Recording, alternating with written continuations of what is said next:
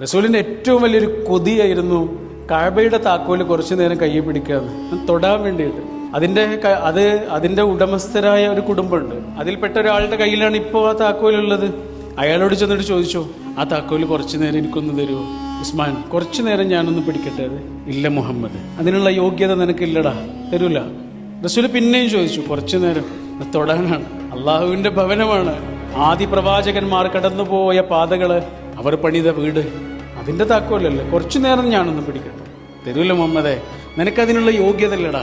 ആടുമേച്ച് നടന്ന ഒരുത്തൻ, ഇടയബാലനായി കടന്നുപോയ ഒരുത്തൻ ഇപ്പൊ എൻ്റെ അടുത്ത് വന്നിട്ട് താക്കോല് ചോദിക്കുക, തരൂല.